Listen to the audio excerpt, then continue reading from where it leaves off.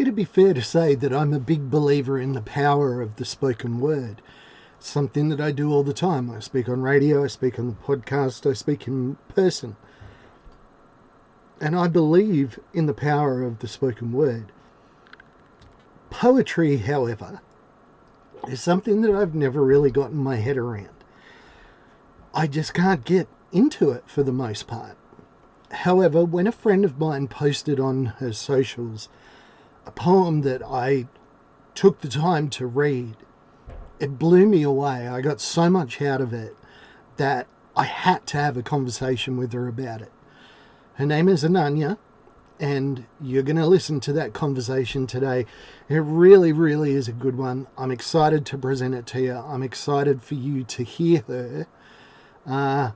Like, share, and subscribe, all that good stuff. Today's going to be a good one, I promise. Welcome to Mark My Words.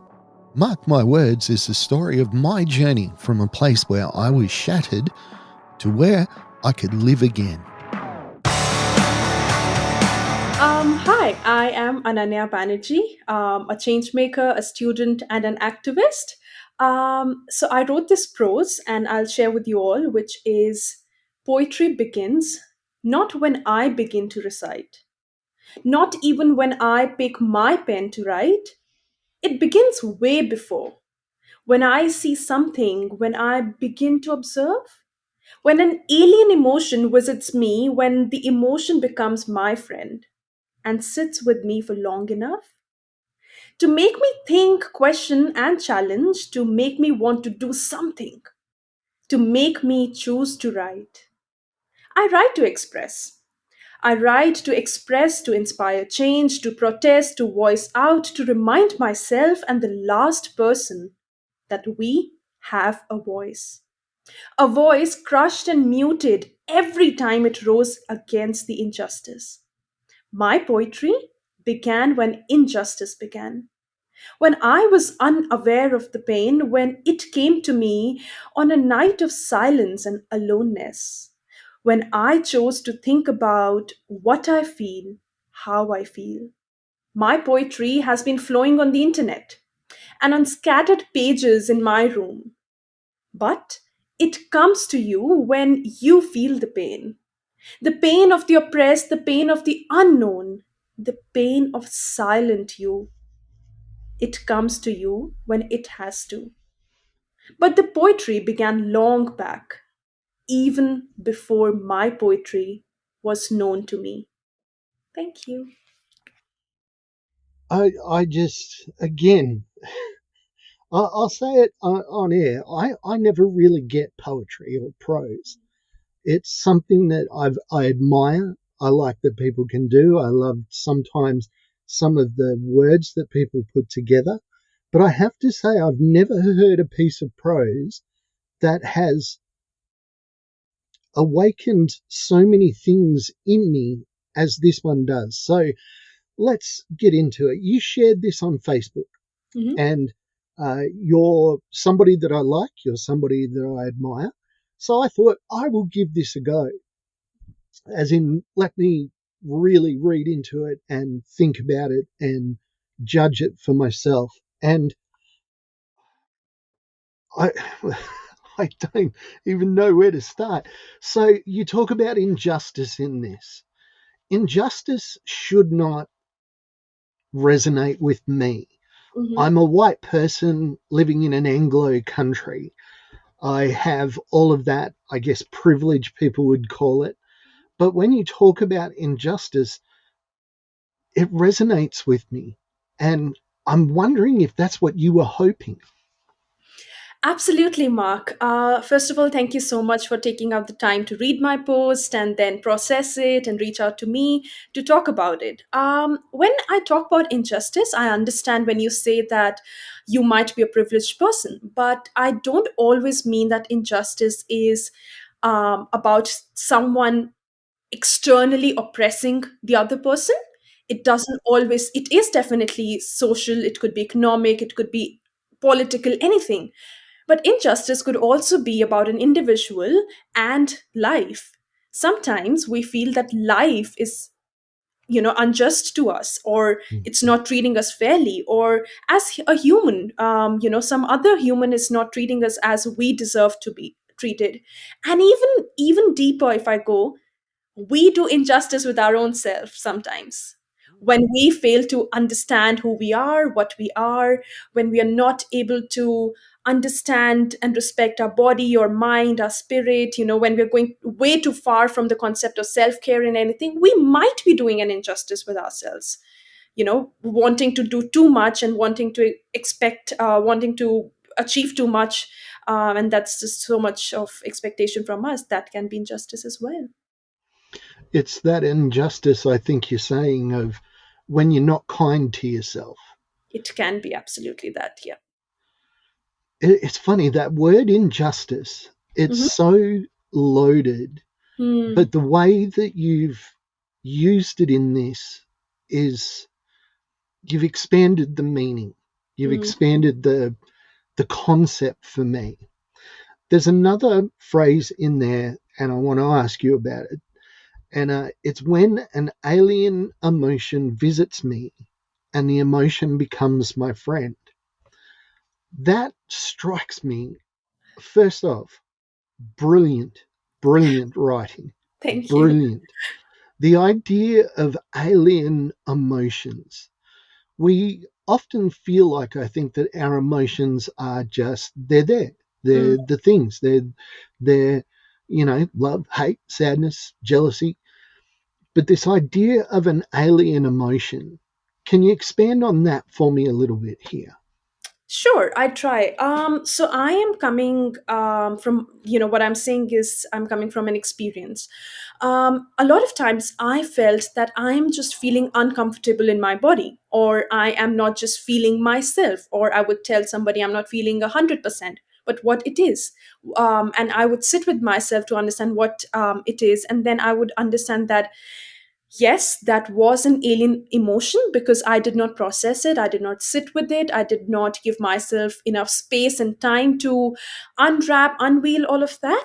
And then once I did, I could figure out that that uncomfortable feeling could be jealousy, could be grief, could be sadness. It could be literally, it's a big, big spectrum of emotions. And once I do that, and I'm only able to do that when I'm by myself, when boredom, so I would say boredom is the key to that recipe.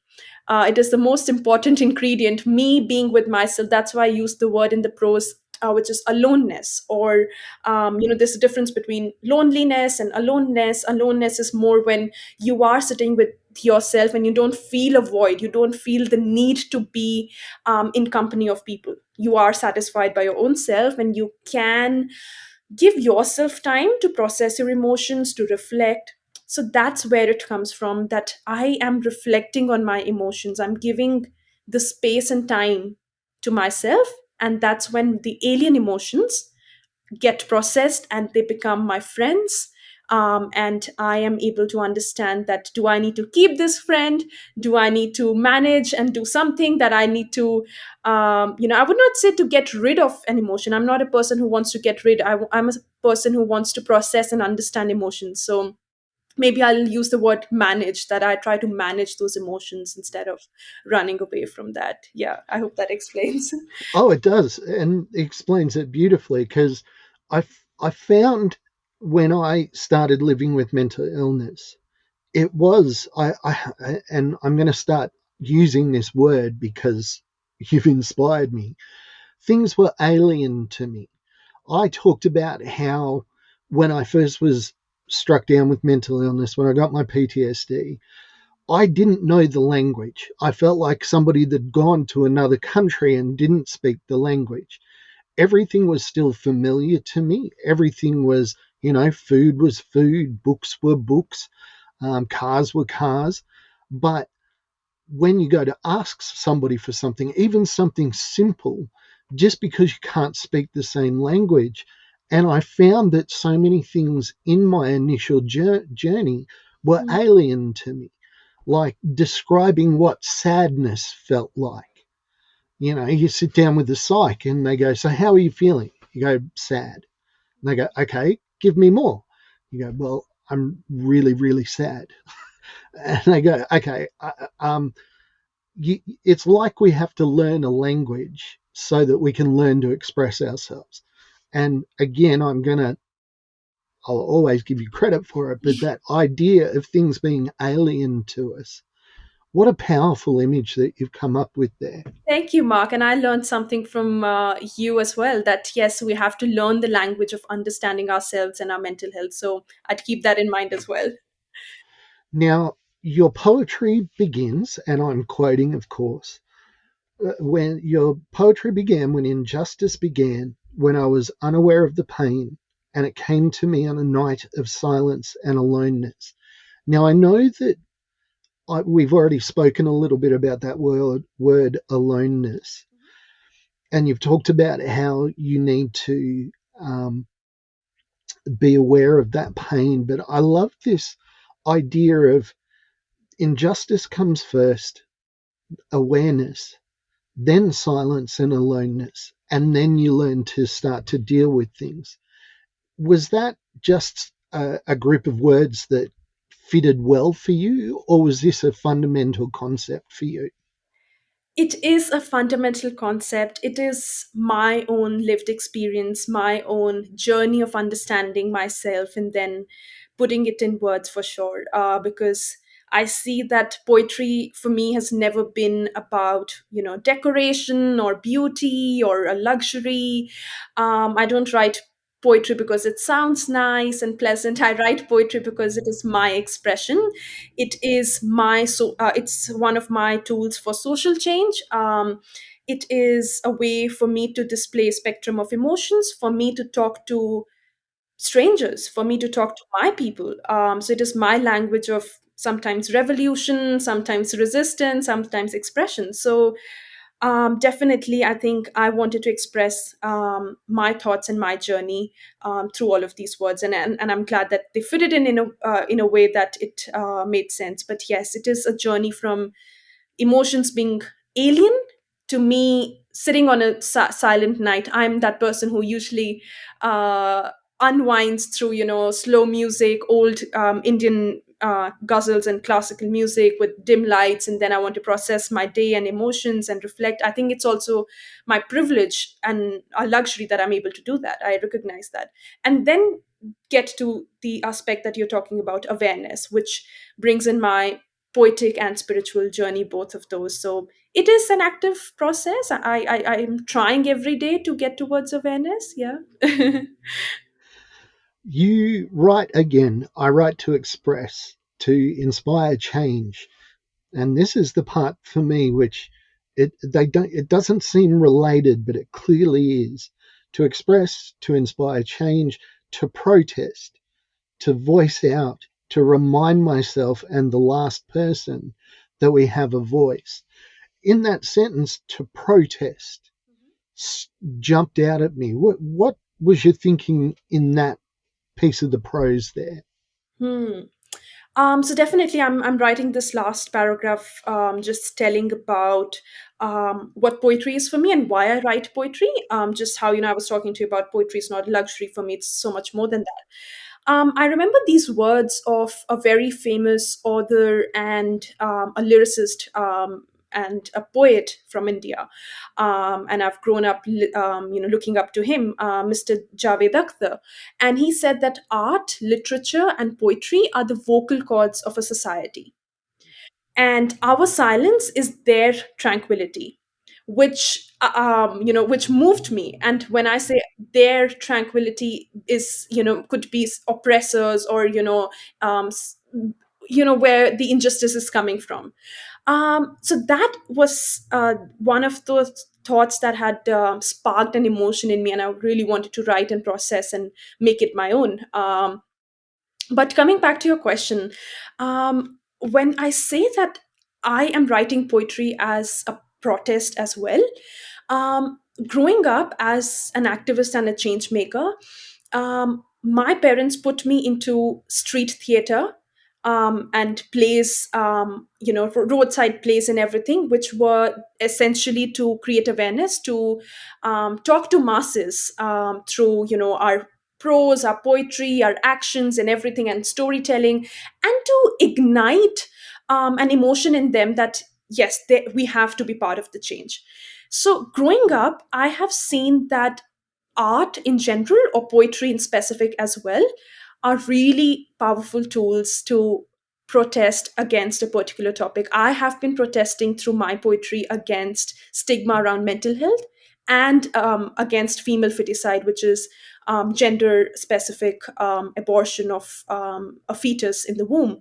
So these were the two main issues that I've been working around, and I still am. So that's how I could process it and write about that. For me, it is a protest against certain social issues as well.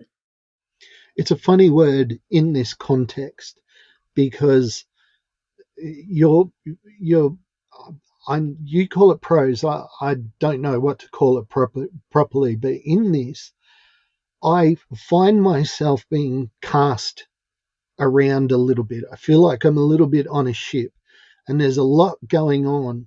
Um, I love in the beginning when you talk about how poetry happens before you even know Mm. that poetry is building. Your poetry comes from what you observe, things that you see, things that intrigue you, emotions in other people. And then it's such a beautiful concept. And then you bring in this to inspire change, to protest, to voice out. I knew about your desire to bring light around the area of um, mental health and mental illness. I wonder if I can give you just a short platform. This is not what I was expecting to talk about today, but you talked about female infanticide. Am I saying that correctly? Yes, it is both female infanticide and female feticide. Yeah. Which are what is that? Okay.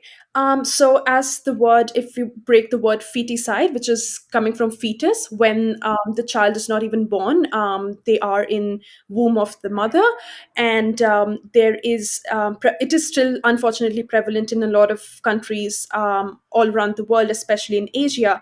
And feticide is basically when there is sex determination, and you get to know the gender of the fetus in the womb, and just because the fetus is a female, people choose to abort, not because of any other reason but because of gender. They prefer boys over girls. They see girls as a burden, and that's where this female feticide comes in from. And infanticide, where the word infant comes from, when the child is born, and that's when they decide that they don't want. So people either abandon a lot of girls, unfortunately, or they actually just choose to kill the girl. So that is when it's an infant. So it is a very heavy and a traumatic topic as well. Yeah. Absolutely. And what I like about your prose here is that you could read this from so many different perspectives. Mm. I read it from the mental health perspective. So when you talked about injustice, I think about the person that harmed me, that caused my PTSD, and the lack of consequence for them, and the fact that it's 20 years later and I haven't been able to move past it.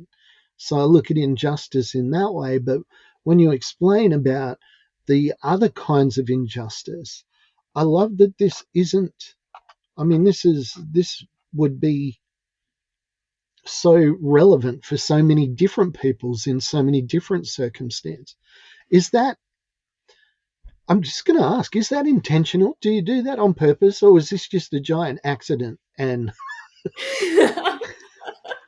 No, I don't. I'm not that lucky that it could be a giant accident and it could go so well. So I think yes, definitely it is intentional, and I try to write some stuff which directly talks to the readers and tells them about my personal story. But a lot of times I write an open-ended poetry or prose where I want people to interpret in their own way. It's like poetry is like water. whatever you want to do with water, you want to drink it, you want to wash your utensils, like I am nobody to tell you that water has to be used in this way. I am just providing water. So that's how I look at it, that a lot of times it has to be open-ended and subjective, that everyone can interpret in their own ways, and sometimes it would not even resonate with people, it would not even mean anything to someone, until and unless they've had an experience related to that, or they have been able to process that experience, or even have had a vicarious experience, they have observed it. So that's exactly when a person is able to connect and resonate with a poetry like this. Yeah. It sounds so interesting. I'm an educated person. I'm a writer myself, but there's so much about your poetry which has just blown my mind. Um, I went and actually I have a couple of poetry books in my collection, and I went through and I started reading some, and it's kind of interesting how it's, I don't want to say it's subjective, but it Mhm. seems like there's a lot of poetry out there that's just for the sake of, hey, I was able to put these beautiful words together, and it sounds lovely. You read it. Some of Wordsworth's stuff is amazing, just for how pretty it is, but it doesn't resonate. It doesn't come back, and it doesn't have a social connector for me. Whereas your poetry, in many ways, does. So, if people are looking for ways that they would like to interact with your poetry more than just this one short post that you put on, how can people find you? Where can they go? How do they get more of this? So I definitely post my poetry on Facebook and Instagram, and I've both of those platforms are open pages. Ananya V Banerjee, that's my name, and that's the name of the profile. And yeah, people just they can follow, they can look up, and I am wanting to write a book as well, but with my job, internship, and student life, I have been postponing it, but. I hope it comes out one day and I'm able to reach out to more people through that. So, whichever way we post, you're happy for me to put your details on that post so people Absolutely. can start to connect with you. I want to just come back to um, this is a mental health conversation. You talked about how writing poetry is one of your um, mechanisms. Is it something that you've been able to use to assist yourself personally in your mental health journey? Absolutely, Mark. Thanks for asking that question. That is just so relevant and powerful. So, just to quickly mention about my lived experience, that I was diagnosed with depression in 2022. That's when I came for my tertiary education to Australia from India as an 18-year-old girl who was looking for trustworthy friends, for a good atmosphere to study, all of those things, and I was just on a hunt to explore and get new experiences, and that's when I was diagnosed with depression, and for a really long time I thought that depression is um, a lot of people say that depression is like sadness, and we assume that it is the opposite of happiness. However, through my experience, this is my way of putting, I'm not a theorist or a professional, but for me, depression was an opposite of expression. So when I curtailed myself from expression, when I did not have the right way, right people to express myself, um, I found myself in a place of an abyss where I had so much inside me. It is such an interesting thing. Now, in retrospect, I call it interesting, but I'm sure it was very tough then, that you have two feelings at the same time of feeling a void, you feel totally empty, and then there is an absolute clutter and a mess, which is like there's just so much, it's just so heavy. So feeling so heavy and feeling empty at the same time was my experience of depression. And when I started talking to people, my close ones, my support system, my family, a psychologist, all of that, definitely all of that was really helping. But something that helped me at a personal level was starting to write, starting to speak about my journey, starting to write about every emotion I came across. That definitely helped me accept who I was, what I was going through more, instead of running away from it.